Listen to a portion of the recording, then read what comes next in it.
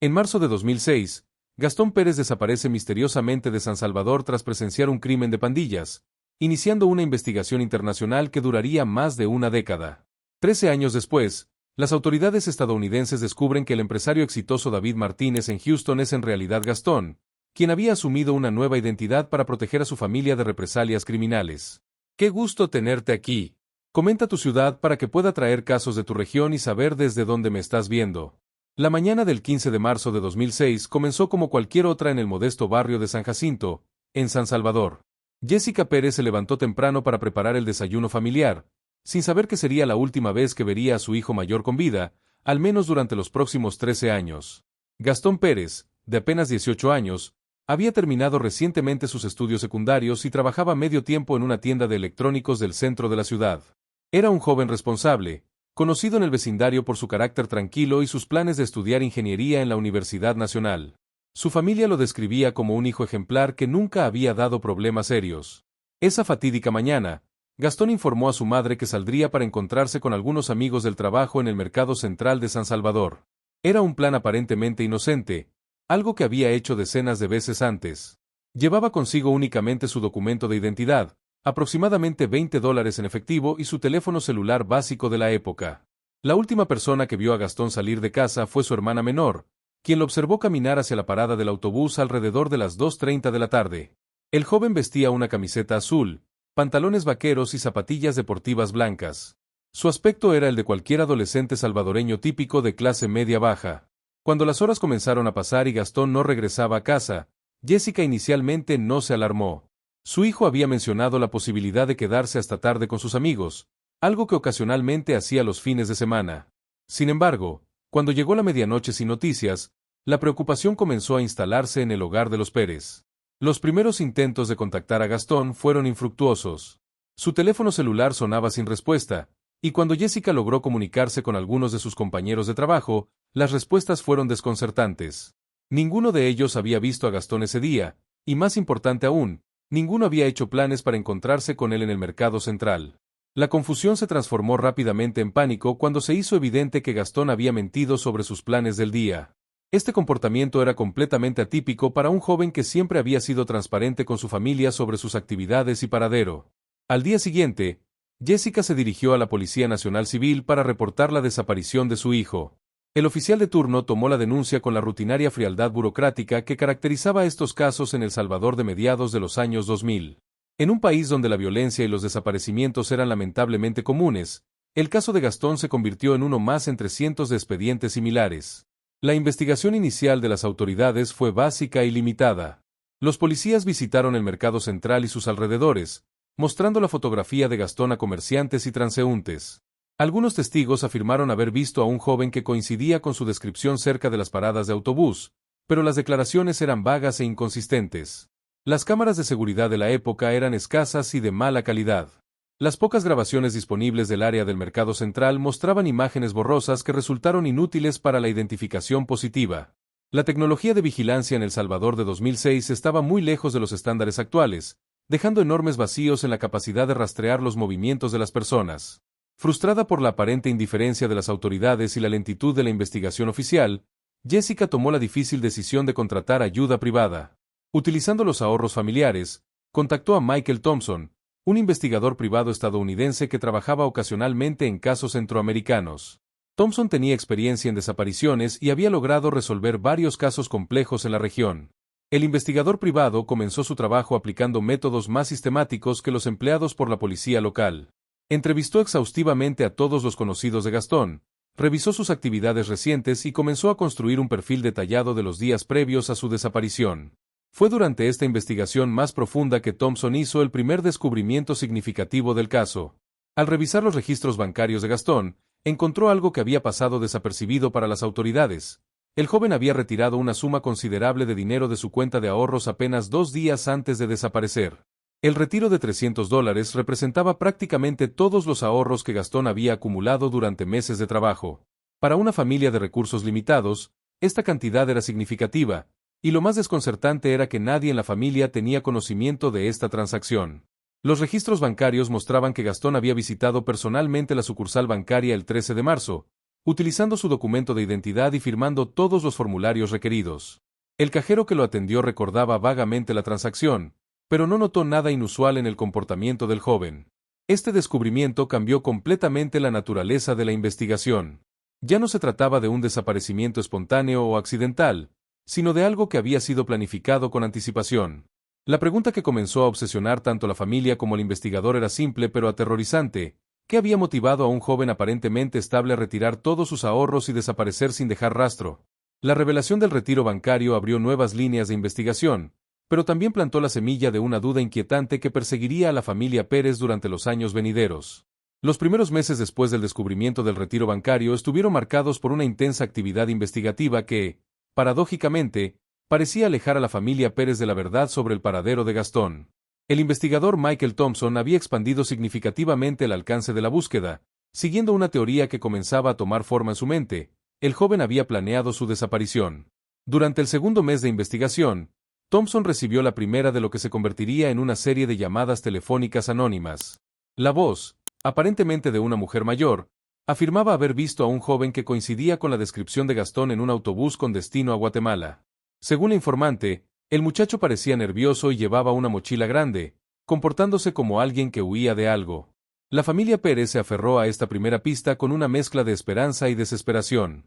Jessica inmediatamente comenzó a hacer preparativos para viajar a Guatemala, pero Thompson la convenció de permitirle investigar primero la veracidad de la información. Su experiencia le había enseñado que los primeros reportes en casos de desaparición frecuentemente resultaban ser falsos o malinterpretados.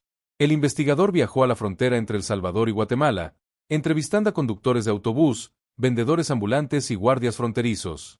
Durante 3 semanas, siguió cada pista posible relacionada con la llamada anónima. Sin embargo, ninguna de las personas entrevistadas pudo confirmar haber visto a alguien que coincidiera con las características de Gastón durante las fechas relevantes. Mientras Thompson investigaba en Guatemala, la familia recibió una segunda llamada, esta vez de un hombre que afirmaba haber visto a Gastón trabajando en un mercado de Honduras. El supuesto testigo proporcionó detalles específicos sobre la apariencia del joven y mencionó que parecía estar viviendo bajo un nombre diferente. Esta nueva información reavivó las esperanzas de la familia y obligó a Thompson a dividir sus recursos entre múltiples países. La investigación se expandió hacia Honduras, donde Thompson trabajó en colaboración con contactos locales para verificar la nueva pista. Durante este periodo, descubrió algo que añadió una dimensión más siniestra al caso: la existencia de una red organizada de tráfico humano que operaba en la región centroamericana, especializándose en proporcionar nuevas identidades a jóvenes que buscaban escapar de situaciones peligrosas. Los tentáculos de esta organización criminal se extendían desde México hasta Panamá, ofreciendo servicios que incluían documentos falsificados, transporte clandestino y colocación laboral en otros países. Thompson comenzó a investigar la posibilidad de que Gastón hubiera entrado en contacto con esta red, ya sea voluntariamente o como víctima. Durante 2007, la investigación tomó un giro dramático cuando las autoridades salvadoreñas encontraron un conjunto de documentos de identidad falsificados en una redada contra una casa de seguridad utilizada por traficantes humanos. Entre los documentos confiscados había un pasaporte a nombre de Gastón Pérez, pero con la fotografía de otra persona. Este descubrimiento sugería dos posibilidades igualmente perturbadoras: o bien alguien había utilizado la identidad de Gastón para fines criminales, o el propio Gastón había estado involucrado en actividades relacionadas con la falsificación de documentos. La familia se debatía entre la esperanza de que esto significara que su hijo estaba vivo y el terror de imaginar en qué circunstancias podría encontrarse. Thompson sometió los documentos falsificados a análisis forenses exhaustivos. Los expertos examinaron las huellas dactilares, la caligrafía y cualquier otro rastro que pudiera vincular los papeles con Gastón. Los resultados fueron decepcionantes. Aunque los documentos llevaban el nombre del joven, no había evidencia física que confirmara que los había utilizado o siquiera tocado. La investigación de la red de tráfico humano reveló operaciones sofisticadas que involucraban a funcionarios corruptos, falsificadores profesionales y redes de transporte que movían personas a través de fronteras internacionales. Thompson descubrió que esta organización había ayudado a cientos de jóvenes centroamericanos a desaparecer, algunos huyendo de la violencia de pandillas, otros buscando oportunidades económicas en el norte. Sin embargo, después de meses de investigación intensiva, ninguna de las personas arrestadas en conexión con la red pudo proporcionar información sobre Gastón.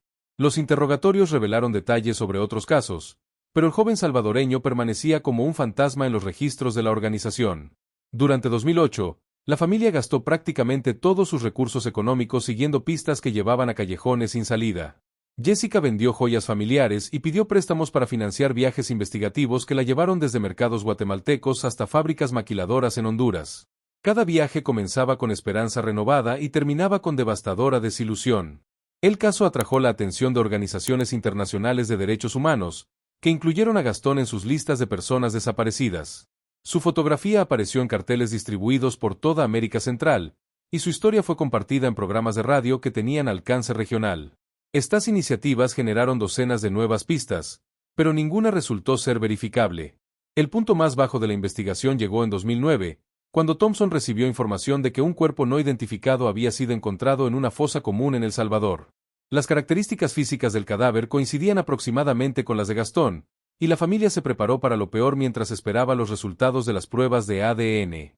Durante las 3 semanas que tomaron las pruebas forenses, la familia Pérez vivió en un estado de suspensión emocional insoportable. Jessica apenas podía dormir o comer, alternando entre la esperanza de que finalmente tendrían respuestas y el terror de confirmar la muerte de su hijo. Cuando los resultados finalmente llegaron, mostraron que el cuerpo no pertenecía a Gastón, proporcionando alivio y renovada frustración en igual medida. A medida que se acercaba el 4º aniversario de la desaparición, tanto la familia como Thompson comenzaron a aceptar la posibilidad de que nunca encontrarían respuestas. Los recursos se habían agotado, las pistas se habían esfumado, y la esperanza se desvanecía gradualmente. Fue precisamente en este momento de aparente derrota que llegó la información más prometedora hasta la fecha. Un contacto médico de Thompson en Guatemala le proporcionó registros hospitalarios que mostraban que un joven con las características físicas exactas de Gastón había sido atendido en un hospital de Ciudad de Guatemala 3 meses después de su desaparición. Los registros médicos estaban incompletos y no incluían el nombre del paciente, pero los detalles físicos eran extraordinariamente específicos y coincidentes.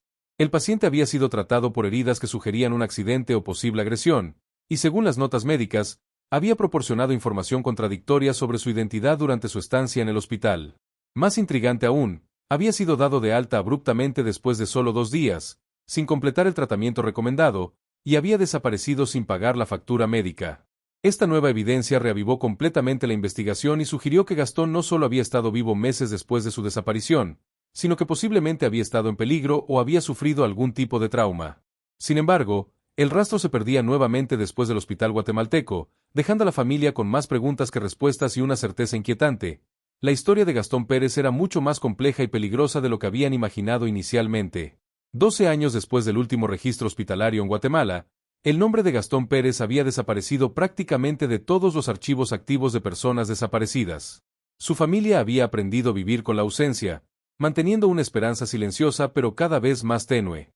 Sin embargo, a más de 3.000 kilómetros de distancia, en la bulliciosa ciudad de Houston, Texas, los eventos estaban por converger de una manera que nadie podría haber predicho. David Martínez era conocido en los círculos empresariales de Houston como un emprendedor exitoso y respetado. A los 30 años, había construido un próspero negocio de consultoría en importaciones, especializado en facilitar el comercio entre Estados Unidos y América Latina. Su oficina en el distrito financiero de la ciudad albergaba a 15 empleados, y sus clientes incluían algunas de las empresas más importantes de Texas.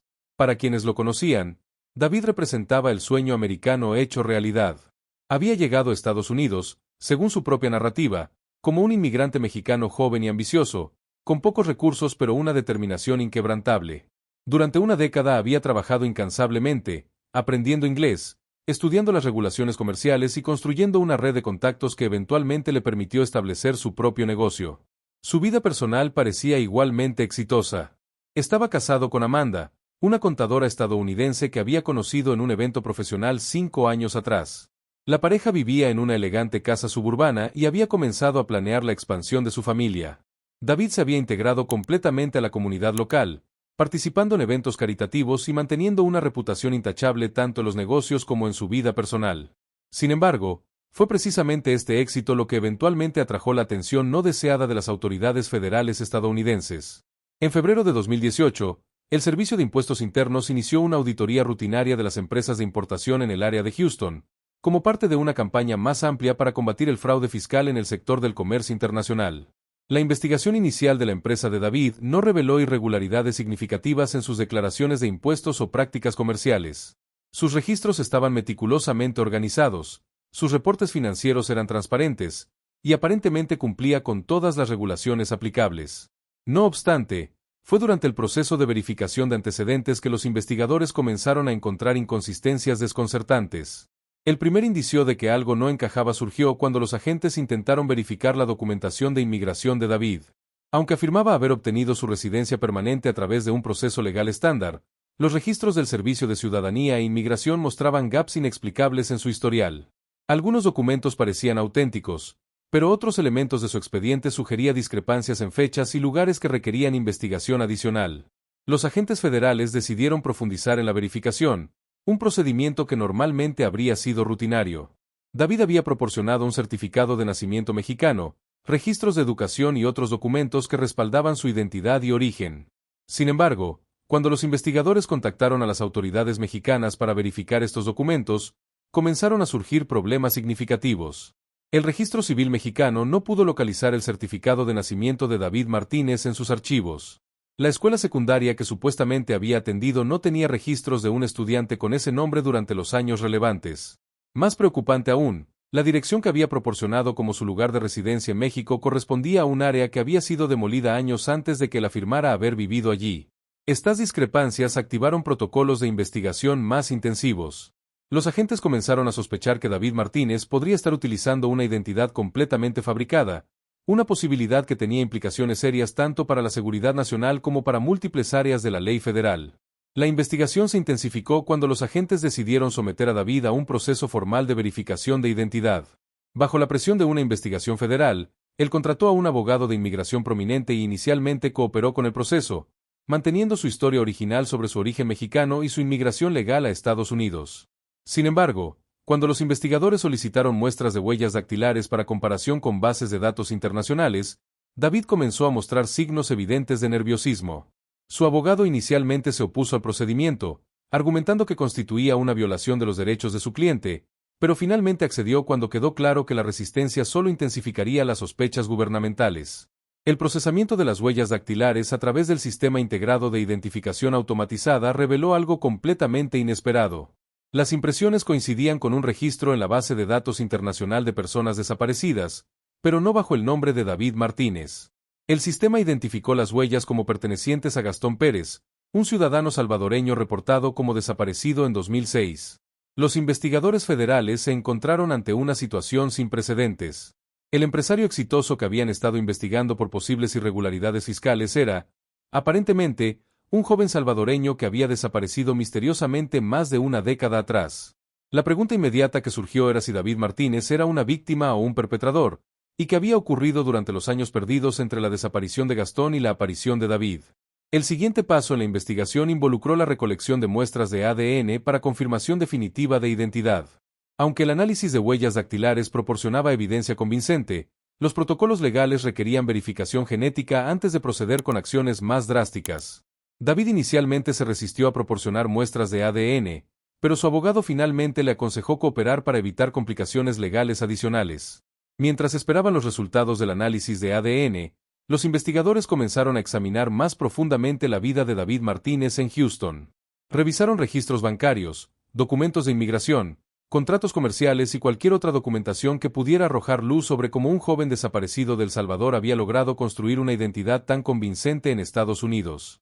La investigación reveló que David había aparecido por primera vez en los registros estadounidenses en 2008, aproximadamente 2 años después de la desaparición de Gastón.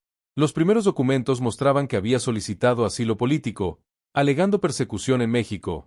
Su aplicación había sido procesada de manera rutinaria, y había recibido autorización para trabajar mientras su caso se resolvía. Lo más intrigante era la sofisticación de la documentación que respaldaba su identidad mexicana. No se trataba simplemente de documentos falsificados de calidad amateur, sino de paperwork que había pasado por múltiples niveles de escrutinio gubernamental durante años sin levantar sospechas. Esto sugería acceso a recursos y conocimientos especializados que iban más allá de lo que un joven salvadoreño de clase media habría podido obtener por sí mismo. David Martínez era conocido en los círculos empresariales de Houston como un emprendedor exitoso y respetado. A los 30 años, había construido un próspero negocio de consultoría en importaciones, especializado en facilitar el comercio entre Estados Unidos y América Latina. Su oficina en el distrito financiero de la ciudad albergaba a 15 empleados, y sus clientes incluían algunas de las empresas más importantes de Texas. Para quienes lo conocían, David representaba el sueño americano hecho realidad. Había llegado a Estados Unidos, según su propia narrativa, como un inmigrante mexicano joven y ambicioso, con pocos recursos pero una determinación inquebrantable. Durante una década había trabajado incansablemente, aprendiendo inglés, estudiando las regulaciones comerciales y construyendo una red de contactos que eventualmente le permitió establecer su propio negocio. Su vida personal parecía igualmente exitosa. Estaba casado con Amanda, una contadora estadounidense que había conocido en un evento profesional 5 años atrás. La pareja vivía en una elegante casa suburbana y había comenzado a planear la expansión de su familia. David se había integrado completamente a la comunidad local, participando en eventos caritativos y manteniendo una reputación intachable tanto en los negocios como en su vida personal. Sin embargo, fue precisamente este éxito lo que eventualmente atrajo la atención no deseada de las autoridades federales estadounidenses. En febrero de 2018, el Servicio de Impuestos Internos inició una auditoría rutinaria de las empresas de importación en el área de Houston, como parte de una campaña más amplia para combatir el fraude fiscal en el sector del comercio internacional. La investigación inicial de la empresa de David no reveló irregularidades significativas en sus declaraciones de impuestos o prácticas comerciales. Sus registros estaban meticulosamente organizados, sus reportes financieros eran transparentes, y aparentemente cumplía con todas las regulaciones aplicables. No obstante, fue durante el proceso de verificación de antecedentes que los investigadores comenzaron a encontrar inconsistencias desconcertantes. El primer indicio de que algo no encajaba surgió cuando los agentes intentaron verificar la documentación de inmigración de David. Aunque afirmaba haber obtenido su residencia permanente a través de un proceso legal estándar, los registros del Servicio de Ciudadanía e Inmigración mostraban gaps inexplicables en su historial. Algunos documentos parecían auténticos, pero otros elementos de su expediente sugerían discrepancias en fechas y lugares que requerían investigación adicional. Los agentes federales decidieron profundizar en la verificación, un procedimiento que normalmente habría sido rutinario. David había proporcionado un certificado de nacimiento mexicano, registros de educación y otros documentos que respaldaban su identidad y origen. Sin embargo, cuando los investigadores contactaron a las autoridades mexicanas para verificar estos documentos, comenzaron a surgir problemas significativos. El registro civil mexicano no pudo localizar el certificado de nacimiento de David Martínez en sus archivos. La escuela secundaria que supuestamente había atendido no tenía registros de un estudiante con ese nombre durante los años relevantes. Más preocupante aún, la dirección que había proporcionado como su lugar de residencia en México correspondía a un área que había sido demolida años antes de que él afirmara haber vivido allí. Estas discrepancias activaron protocolos de investigación más intensivos. Los agentes comenzaron a sospechar que David Martínez podría estar utilizando una identidad completamente fabricada, una posibilidad que tenía implicaciones serias tanto para la seguridad nacional como para múltiples áreas de la ley federal. La investigación se intensificó cuando los agentes decidieron someter a David a un proceso formal de verificación de identidad. Bajo la presión de una investigación federal, él contrató a un abogado de inmigración prominente y inicialmente cooperó con el proceso, manteniendo su historia original sobre su origen mexicano y su inmigración legal a Estados Unidos. Sin embargo, cuando los investigadores solicitaron muestras de huellas dactilares para comparación con bases de datos internacionales, David comenzó a mostrar signos evidentes de nerviosismo. Su abogado inicialmente se opuso al procedimiento, argumentando que constituía una violación de los derechos de su cliente, pero finalmente accedió cuando quedó claro que la resistencia solo intensificaría las sospechas gubernamentales. El procesamiento de las huellas dactilares a través del Sistema Integrado de Identificación Automatizada reveló algo completamente inesperado.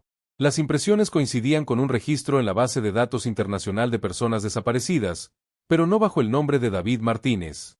El sistema identificó las huellas como pertenecientes a Gastón Pérez, un ciudadano salvadoreño reportado como desaparecido en 2006. Los investigadores federales se encontraron ante una situación sin precedentes. El empresario exitoso que habían estado investigando por posibles irregularidades fiscales era, aparentemente, un joven salvadoreño que había desaparecido misteriosamente más de una década atrás. La pregunta inmediata que surgió era si David Martínez era una víctima o un perpetrador, y qué había ocurrido durante los años perdidos entre la desaparición de Gastón y la aparición de David. El siguiente paso en la investigación involucró la recolección de muestras de ADN para confirmación definitiva de identidad. Aunque el análisis de huellas dactilares proporcionaba evidencia convincente, los protocolos legales requerían verificación genética antes de proceder con acciones más drásticas. David inicialmente se resistió a proporcionar muestras de ADN, pero su abogado finalmente le aconsejó cooperar para evitar complicaciones legales adicionales. Mientras esperaban los resultados del análisis de ADN, los investigadores comenzaron a examinar más profundamente la vida de David Martínez en Houston. Revisaron registros bancarios, documentos de inmigración, contratos comerciales y cualquier otra documentación que pudiera arrojar luz sobre cómo un joven desaparecido de El Salvador había logrado construir una identidad tan convincente en Estados Unidos. La investigación reveló que David había aparecido por primera vez en los registros estadounidenses en 2008, aproximadamente 2 años después de la desaparición de Gastón. Los primeros documentos mostraban que había solicitado asilo político, alegando persecución en México. Su aplicación había sido procesada de manera rutinaria, y había recibido autorización para trabajar mientras su caso se resolvía. Lo más intrigante era la sofisticación de la documentación que respaldaba su identidad mexicana. No se trataba simplemente de documentos falsificados de calidad amateur, sino de paperwork que había pasado por múltiples niveles de escrutinio gubernamental durante años sin levantar sospechas. Esto sugería acceso a recursos y conocimientos especializados que iban más allá de lo que un joven salvadoreño de clase media habría podido obtener por sí mismo. Los resultados del análisis de ADN llegaron 3 semanas después, confirmando de manera definitiva lo que las huellas dactilares habían sugerido: David Martínez era indudablemente Gastón Pérez. Esta confirmación transformó completamente la naturaleza de la investigación federal y abrió interrogantes que se extendían mucho más allá de las irregularidades fiscales originales. Los agentes se enfrentaban ahora a la tarea de desentrañar más de una década de engaño sofisticado, entender cómo y por qué Gastón había asumido la identidad de David Martínez, y determinar si había víctimas adicionales o actividades criminales involucradas en su transformación. Más importante aún, tenían la responsabilidad de notificar a las autoridades salvadoreñas, y eventualmente, a la familia que había pasado 12 años buscando respuestas que estaban a punto de recibir de la manera más inesperada posible. La confirmación definitiva de que David Martínez era en realidad Gastón Pérez desencadenó una serie de eventos que sacudirían fundamentalmente las vidas de todas las personas involucradas. Los agentes federales se encontraban ante la delicada tarea de manejar un caso que trascendía las fronteras nacionales e involucraba cuestiones de identidad, inmigración y posiblemente crimen organizado internacional.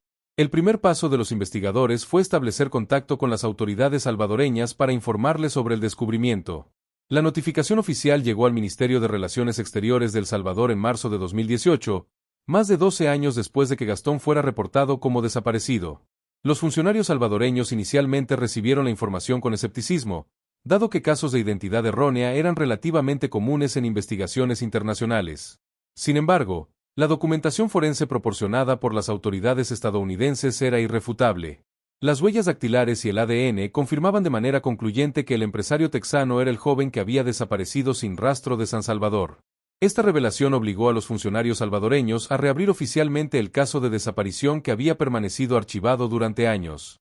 La tarea más delicada recayó sobre los trabajadores sociales del consulado salvadoreño en Houston: contactar a la familia Pérez para informarles que su hijo había sido encontrado vivo. Jessica Pérez recibió la llamada telefónica un martes por la tarde, mientras trabajaba en la pequeña tienda de abarrotes que había abierto para sostener a su familia después de agotar sus recursos buscando a Gastón. La reacción inicial de Jessica fue de total incredulidad. Después de más de una década de falsas esperanzas y pistas que no llevaban a ninguna parte, la posibilidad de que su hijo estuviera vivo y viviendo bajo otra identidad en Estados Unidos le parecía imposible de creer. Solicitó pruebas adicionales, documentación oficial y confirmación de múltiples fuentes antes de permitirse siquiera considerar que la pesadilla de 12 años podría estar llegando a su fin.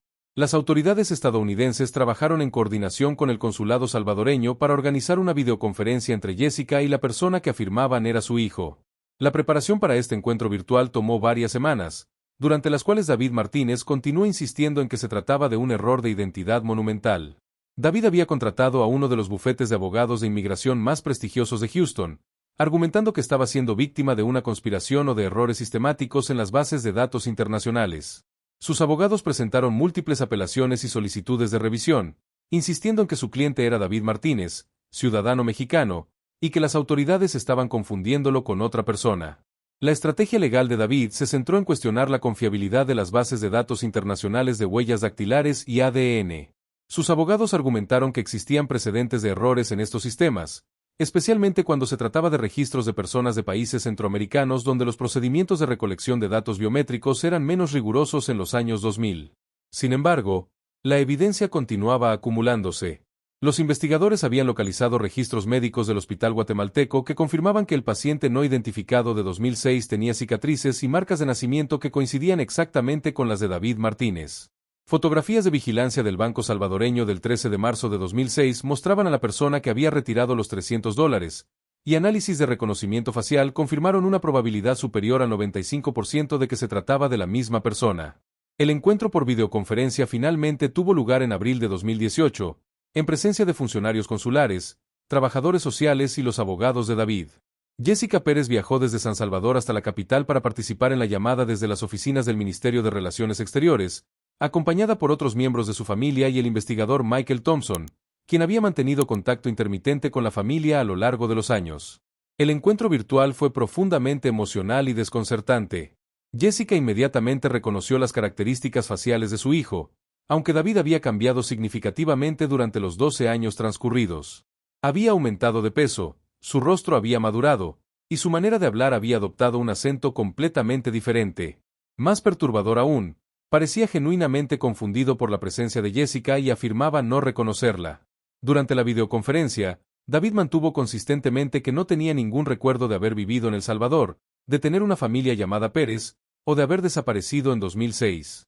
Sus respuestas eran detalladas y aparentemente sinceras cuando describía su vida como David Martínez, pero quedaba completamente en blanco cuando se le preguntaba sobre cualquier aspecto de su supuesta vida anterior como Gastón Pérez. Los psicólogos forenses que observaron la interacción notaron varios indicadores que sugerían que David podría estar experimentando algún tipo de amnesia disociativa o trauma psicológico. Sus patrones de respuesta, lenguaje corporal y reacciones emocionales eran consistentes con alguien que había sufrido experiencias traumáticas que habían sido suprimidas o bloqueadas de la memoria consciente. Sin embargo, también existía la posibilidad de que David estuviera ejecutando una actuación sofisticada para evitar las consecuencias legales de su engaño de identidad. Los investigadores notaron que sus respuestas eran notablemente consistentes y que nunca se contradecía cuando se le preguntaba repetidamente sobre los mismos eventos o periodos de tiempo. La familia Pérez salió del encuentro virtual con sentimientos profundamente ambivalentes. Por un lado, estaban convencidos de que habían encontrado a su hijo perdido después de más de una década de búsqueda. Por otro lado, la persona que habían visto era un extraño que parecía no tener ningún recuerdo de su vida anterior o conexión emocional con su familia de origen. Mientras tanto, la investigación de los agentes federales había comenzado a revelar detalles sobre cómo Gastón había logrado transformarse en David Martínez. Los registros mostraban que la identidad de David Martínez había pertenecido originalmente a un joven mexicano real que había muerto en un accidente automovilístico en 2005. Sus documentos de identidad habían sido obtenidos ilegalmente y modificados para coincidir con las características físicas de Gastón. La sofisticación de la operación de falsificación de identidad sugería involucración de redes criminales organizadas con experiencia en este tipo de transformaciones. Los investigadores comenzaron a sospechar que Gastón no había actuado solo en la creación de su nueva identidad, sino que había recibido ayuda profesional de organizaciones especializadas en proporcionar nuevas identidades a personas que necesitaban desaparecer. Esta revelación abrió nuevas líneas de investigación que se extendían mucho más allá del caso individual de Gastón. Los agentes federales comenzaron a investigar la posibilidad de que estuvieran ante una red internacional de tráfico de identidades que había ayudado a múltiples personas a desaparecer y reasumir nuevas vidas en diferentes países. La presión de la investigación federal, combinada con la evidencia abrumadora de su verdadera identidad, finalmente comenzó a agrietar la fachada de David Martínez. Sus abogados le aconsejaron considerar la posibilidad de cooperar con las autoridades a cambio de un tratamiento más leniente, especialmente si podía proporcionar información sobre las redes criminales que habían facilitado su transformación.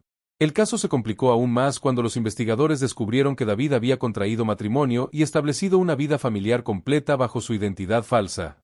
Su esposa Amanda no tenía conocimiento de su verdadera identidad, y la revelación amenazaba con destruir no solo su matrimonio sino también su estatus legal en Estados Unidos. Los dilemas legales y éticos del caso se volvieron cada vez más complejos a medida que quedaba claro que múltiples personas inocentes serían afectadas por las decisiones que se tomaran. La resolución del misterio de Gastón Pérez estaba revelando capas de decepción y actividad criminal que se extendían mucho más allá de lo que cualquiera había imaginado inicialmente. El punto de inflexión en la investigación llegó 18 meses después del descubrimiento inicial, cuando la presión acumulada de las evidencias forenses, la investigación federal intensiva y las implicaciones legales para su esposa Amanda finalmente quebraron la resistencia de David Martínez. Lo que emergió durante las sesiones de interrogatorio supervisadas sería una historia que superaría las especulaciones más elaboradas de los investigadores. Durante una sesión particularmente intensa en septiembre de 2019, David Martínez finalmente abandonó su insistencia en mantener su identidad falsa. La decisión de confesar vino después de que los investigadores le presentaran evidencia de que su esposa estaba siendo investigada como posible cómplice en la falsificación de documentos, una acusación que podría resultar en su deportación y la pérdida de custodia de sus hijos. Enfrentado con la realidad de que su silencio estaba perjudicando a las personas que amaba, David tomó la decisión de revelar la verdad completa. La confesión de David reveló una historia de supervivencia, terror y transformación forzada que comenzaba mucho antes de su desaparición oficial en marzo de 2006. Según su testimonio, Gastón Pérez había sido testigo de un crimen particularmente brutal cometido por miembros de la Mara Salvatrucha en febrero de 2006. El joven había estado en el lugar equivocado en el momento equivocado, presenciando el asesinato de un rival de pandilla durante lo que debería haber sido un encuentro social inocente. Los detalles que David proporcionó sobre el crimen fueron corroborados por registros policiales de un homicidio no resuelto de febrero de 2006. Las autoridades salvadoreñas habían investigado el caso sin éxito, sin saber que existía un testigo que había huido del país por temor a represalias. El testimonio de David proporcionó información crucial que finalmente permitió a las autoridades centroamericanas cerrar un caso que había permanecido abierto durante más de 13 años. Después de presenciar el crimen, Gastón había recibido amenazas directas de miembros de la pandilla que habían identificado su presencia en la escena. Las amenazas no solo se dirigían contra él, sino también contra su familia, incluyendo promesas específicas de violencia contra su madre y hermana si él cooperaba con las autoridades o permanecía en El Salvador. Enfrentado con este peligro inmediato, el joven había tomado la desesperada decisión de desaparecer completamente. La planificación de su desaparición había sido rudimentaria inicialmente. Gastón había retirado sus ahorros, inventado la historia sobre encontrarse con amigos, y había huido hacia Guatemala sin un plan claro más allá de escapar de las amenazas inmediatas. Sin embargo, fue durante sus primeras semanas como fugitivo que había entrado en contacto con la red criminal que eventualmente facilitaría su transformación completa. Los detalles sobre esta red criminal eran particularmente reveladores. Según el testimonio de David, la organización operaba como una empresa sofisticada que proporcionaba servicios de relocación e identidad nueva para personas en situaciones desesperadas. Sus clientes incluían testigos de crímenes, víctimas de violencia doméstica, desertores de pandillas y ocasionalmente criminales que buscaban escapar de la justicia. La organización tenía contactos en múltiples países de América Central y del Norte, incluyendo funcionarios gubernamentales corruptos que facilitaban la obtención de documentos auténticos bajo identidades falsas. El proceso era costoso y complejo, requiriendo no solo el pago de tarifas sustanciales sino también la disposición del cliente a abandonar completamente su identidad anterior. David explicó que había sido llevado a un complejo clandestino en las montañas de Guatemala donde había pasado varios meses mientras se preparaba su nueva identidad. Durante este tiempo, había recibido entrenamiento intensivo en su nueva historia personal, incluyendo detalles sobre la vida del verdadero David Martínez, el joven mexicano cuya identidad había asumido. Este entrenamiento incluía lecciones sobre cultura mexicana, dialecto regional, historia personal fabricada y habilidades de actuación para mantener su nueva personalidad de manera convincente. El proceso de transformación había sido físico y psicológicamente traumático. David escribió cómo había sido presionado a adoptar no solo una nueva identidad superficial, sino a internalizar completamente su nueva personalidad hasta el punto de suprimir sus memorias originales. Los métodos utilizados incluían técnicas de privación sensorial, manipulación psicológica y, en algunos casos, medicación que afectaba la memoria a corto plazo. Los investigadores quedaron particularmente perturbados por las descripciones de David sobre los métodos de condicionamiento psicológico utilizados por la organización. Estas técnicas estaban diseñadas para crear una disociación genuina entre la identidad original del cliente y su nueva personalidad, reduciendo el riesgo de que revelaran accidentalmente información sobre su vida anterior. En el caso de David, estos métodos habían sido tan efectivos que había desarrollado una forma genuina de amnesia selectiva relacionada con su vida como Gastón Pérez. La revelación de estos métodos explicaba por qué David había parecido genuinamente confundido durante su encuentro con Jessica Pérez. Su incapacidad para reconocer a su madre no había sido una actuación, sino el resultado de condicionamiento psicológico diseñado para aseverar completamente sus conexiones emocionales con su identidad anterior. El costo de la transformación había sido astronómico para los estándares de una familia salvadoreña de clase media. David reveló que la organización había cobrado más de $50,000 por sus servicios, una suma que había sido financiada a través de un sistema complejo de deuda que lo obligaba a trabajar para la organización durante los primeros años de su nueva vida en Estados Unidos. Parte de este trabajo había involucrado facilitar la transformación de otros clientes, utilizando su nueva identidad estadounidense para ayudar en la obtención de documentos y el establecimiento de historias de cobertura. David había operado como un agente de la organización durante aproximadamente 3 años después de llegar a Estados Unidos, ayudando a establecer identidades falsas para docenas de otras personas antes de ganar su independencia completa. Esta revelación abrió una nueva dimensión de la investigación federal, ya que las autoridades estadounidenses se dieron cuenta de que habían tropezado con una operación criminal internacional masiva que había estado operando durante décadas. La información proporcionada por David condujo a arrestos en múltiples países y al desmantelamiento de una red que había facilitado miles de transformaciones de identidad ilegales. El testimonio de David también reveló la existencia de un tío en Texas, Robert Pérez, hermano menor de Jessica, quien había emigrado a Estados Unidos en los años 1990 y había mantenido contacto secreto con Gastón durante todo el periodo de su desaparición. Robert había proporcionado apoyo financiero y emocional crucial durante la transición de Gastón a su nueva vida, pero había mantenido el secreto por temor a las represalias de las pandillas salvadoreñas. La confesión completa de David ocupó más de 200 páginas de transcripciones oficiales y proporcionó detalles sobre aspectos de crimen organizado internacional que las autoridades no habían sospechado previamente. Sin embargo, también planteó preguntas profundas sobre la naturaleza de la identidad, la justicia y las medidas extremas que las personas están dispuestas a tomar para protegerse a sí mismas y a sus familias. La revelación de que Gastón Pérez había estado vivo durante todo el periodo de búsqueda de su familia, pero había sido incapaz de contactarlos por razones de seguridad, añadió una dimensión trágica adicional a la historia. Su decisión de mantener el secreto había sido motivada por el amor a su familia y el deseo de protegerlos, pero había causado más de una década de sufrimiento innecesario. Con la confesión completa finalmente documentada, las autoridades se enfrentaban a la compleja tarea de determinar las consecuencias legales apropiadas para alguien que había cometido fraude de identidad extensivo, pero había sido motivado por circunstancias extraordinarias de supervivencia y protección familiar. La confesión completa de David Martínez transformó fundamentalmente la naturaleza del caso federal, convirtiendo lo que había comenzado como una investigación de fraude fiscal en una compleja situación humanitaria que requería la coordinación de múltiples agencias gubernamentales y organizaciones internacionales. Las revelaciones sobre la red criminal internacional habían proporcionado a las autoridades información invaluable, pero también habían creado un precedente legal sin precedentes que desafiaba las categorías tradicionales de víctima y perpetrador. En octubre de 2019, después de meses de negociaciones entre los gobiernos estadounidense y salvadoreño, se organizó el primer encuentro presencial entre Jessica Pérez y su hijo en más de 13 años. El encuentro tuvo lugar en las instalaciones del consulado salvadoreño en Houston, bajo la supervisión de trabajadores sociales especializados en reunificación familiar y trauma psicológico. La preparación para este encuentro había sido exhaustiva y cuidadosa. Los psicólogos forenses habían trabajado con David durante semanas para ayudarlo a procesar sus memorias recuperadas y prepararlo emocionalmente para reconectar con su identidad original. Jessica había recibido asesoramiento similar para prepararse para encontrarse con un hijo que había sido fundamentalmente cambiado por más de una década de experiencias traumáticas. El encuentro inicial fue profundamente emocional y complejo. A diferencia de la videoconferencia anterior, David ahora reconocía claramente a su madre y podía recordar aspectos específicos de su infancia y vida familiar. Sin embargo, los años de condicionamiento psicológico habían creado una extraña dualidad en su personalidad donde coexistían las memorias de Gastón Pérez y la identidad desarrollada de David Martínez. Para Jessica, ver a su hijo después de tantos años fue simultáneamente la realización de sus esperanzas más profundas y una experiencia de pérdida renovada.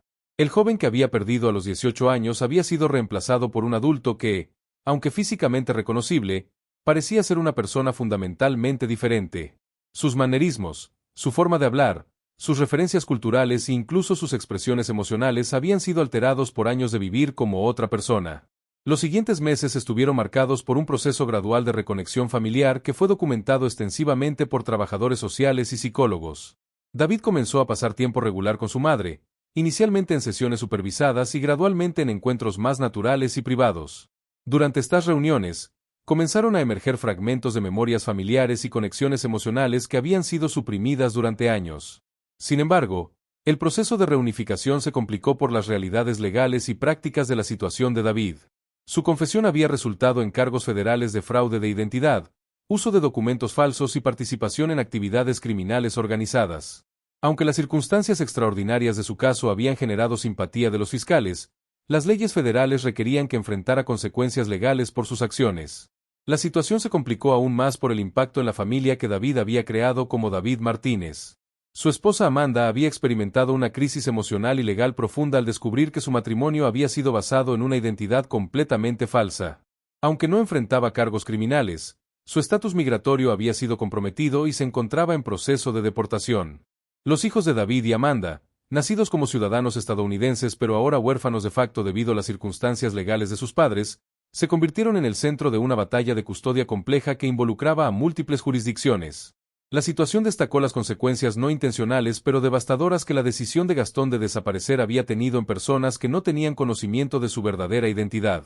El caso atrajo atención mediática significativa, tanto en Estados Unidos como en El Salvador, generando debates sobre las políticas de inmigración, La violencia de pandillas en América Central y los dilemas éticos de casos donde las víctimas de circunstancias extraordinarias se ven obligadas a cometer actos ilegales para sobrevivir. Organizaciones de derechos humanos intercedieron en nombre de David, argumentando que su caso representaba un ejemplo de las fallas sistemáticas de los gobiernos centroamericanos para proteger a los testigos de crímenes y las consecuencias humanitarias de la violencia de pandillas. Estas organizaciones presionaron por un tratamiento especial que reconociera las circunstancias extraordinarias de su situación. En marzo de 2020, después de meses de negociaciones legales complejas, se llegó a un acuerdo judicial único que reflejaba la naturaleza excepcional del caso. David fue sentenciado a 5 años de libertad condicional, durante los cuales sería requerido a cooperar completamente con las investigaciones federales sobre la red criminal que había facilitado su transformación. Además, sería requerido a completar 1000 horas de servicio comunitario trabajando con organizaciones que apoyaban a víctimas de violencia de pandillas. Como parte del acuerdo, David recibió autorización para solicitar asilo político en Estados Unidos, reconociendo que las amenazas originales de la Mara Salvatrucha seguían siendo válidas y que regresar a El Salvador podría poner en peligro su vida. Este precedente legal estableció un framework para casos similares donde las víctimas de violencia de pandillas se habían visto obligadas a asumir identidades falsas para sobrevivir. La resolución del estatus legal de Amanda fue más compleja.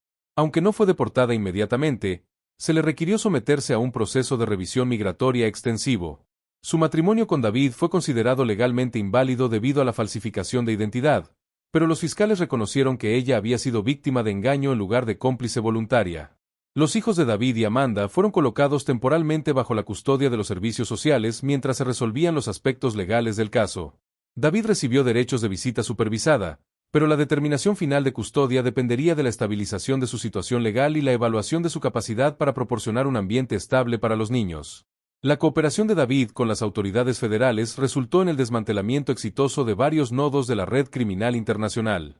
Su testimonio condujo a arrestos en Guatemala, México y Honduras, y proporcionó información crucial que ayudó a las autoridades a entender el alcance completo de las operaciones de tráfico de identidad en la región. Para Jessica Pérez, la resolución del caso trajo tanto closure como nuevos desafíos. Después de más de 13 años de búsqueda, finalmente tenía respuestas sobre el destino de su hijo, pero también enfrentaba la realidad de que la persona que había encontrado era fundamentalmente diferente del joven que había perdido. Los años de separación habían creado un abismo cultural y emocional que requeriría tiempo y esfuerzo considerable para superar.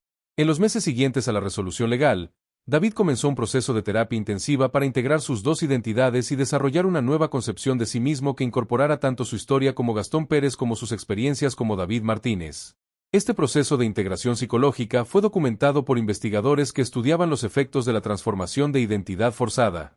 La historia de Gastón Pérez / David Martínez se convirtió en un caso de estudio en múltiples campos académicos, desde criminología hasta psicología, destacando las intersecciones complejas entre violencia organizada, migración forzada y supervivencia individual. Su caso también influyó en las políticas gubernamentales relacionadas con la protección de testigos y el tratamiento de víctimas de violencia de pandillas. El proceso de reunificación familiar continuó gradualmente a lo largo de 2020, con David dividiendo su tiempo entre mantener relaciones con su familia de origen en El Salvador y reconstruir su vida en Estados Unidos bajo supervisión legal. La pandemia de COVID-19 complicó estos esfuerzos, limitando las visitas familiares y requiriendo adaptaciones creativas para mantener las conexiones emocionales. Al final, la historia de Gastón Pérez representó tanto una tragedia personal como un éxito de supervivencia extraordinaria. Su decisión desesperada de desaparecer había salvado potencialmente su vida y la de su familia, pero había costado más de una década de relaciones familiares y había requerido la construcción de una existencia basada en el engaño. La resolución del caso proporcionó justicia y reunificación, pero también destacó las limitaciones de los sistemas legales y sociales para abordar las complejidades de casos que desafían las categorías tradicionales de crimen y victimización. La familia Pérez finalmente tenía las respuestas que habían buscado durante tanto tiempo, pero esas respuestas vinieron acompañadas de la comprensión de que algunas pérdidas no pueden ser completamente recuperadas, y que la supervivencia a veces requiere sacrificios que transforman fundamentalmente no solo las circunstancias externas de una vida, sino la esencia misma de quien es una persona.